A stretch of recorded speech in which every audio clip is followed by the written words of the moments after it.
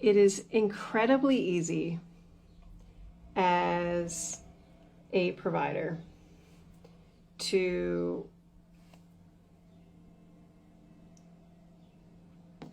Instagram's doing weird things. I don't want to do that. Yeah. Darn Instagram. It's incredibly easy as a provider, I think, to walk in and tell people that you have the answers. Like, this is the answer to your problem. And have a client sit in front of you and nod and say, yep, that totally makes sense. And then they go home and it doesn't work. I think that was abundantly clear.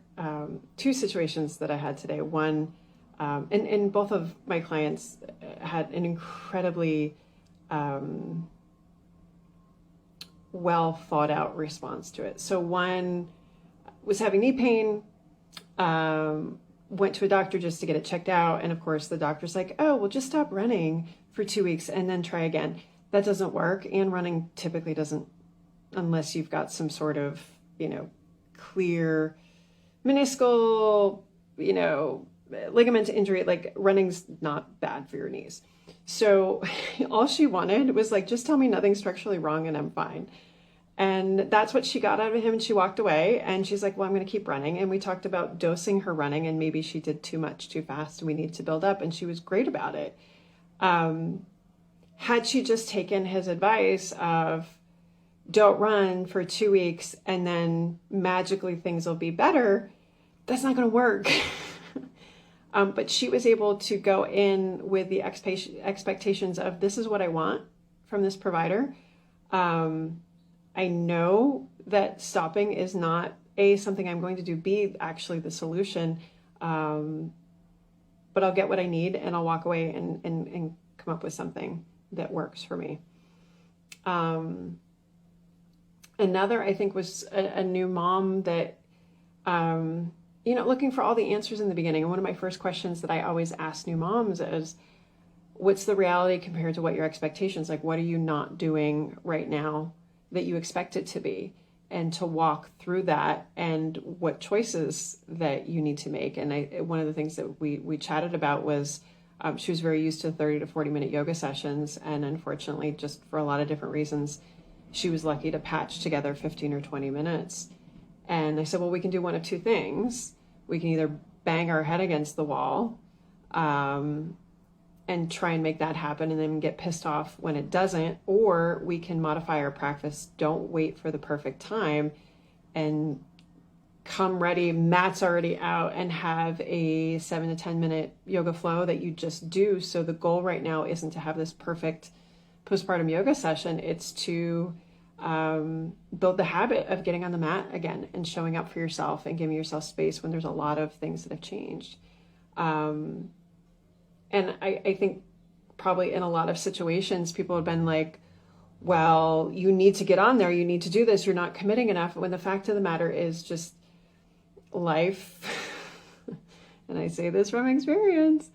Sometimes you can take the advice that you're given, but you need to put it in the context that's real for you. Like, no one has written the book about your condition. No one's had written the book about your kid. No one's written the book about how your kid should sleep or eat or poop or how you should be postpartum. And I think that's frustrating in some ways because it would be really nice to just open the book and follow the directions. But there's also a lot of freedom in that you get to write that story. That page is a blank page that you get to take in the information and figure out what's going to work for you.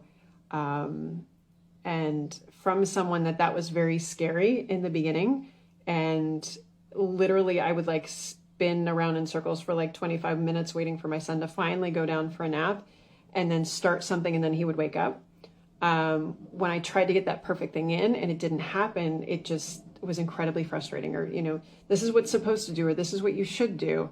And really it needs to start with, what can you do to start to show up for yourself? Like, an exercise program initially may be get outside, get some sunshine, do something that is easy and brainless for you that you love to do to fill your cup up, because that's what you need to do right now. We'll get to the other stuff later. Or maybe your exercise program is, I'm going to take my toddler to drop her off at daycare while bringing my baby, and then I'm going to have to pick him up in the afternoon, and we'll start there because those are things that I need to do and make dinner.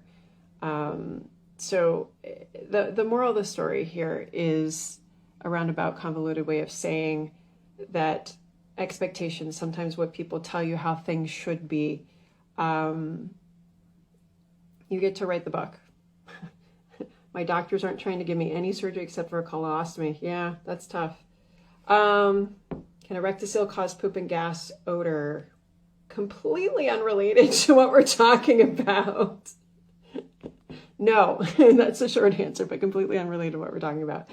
But the very, very big summary on this is when you are working with somebody, when you're working with a provider, take that information in, but make sure that it fits in the context of your life. Make sure that it works for you. Make sure it hits the goals that are priorities for you, which may also be mental health. It may be just moving. It may be establishing habits. All that stuff is just as important as getting your abs firing or get your pelvic floor woken up or things like that. So if you have any questions about kind of how to start that initial getting back to activity, whether it's immediately postpartum or, you know, your doctor's told you to stop completely, but that's not an option for you, hit me up in the DMs for sure. And I'm happy to chat about it.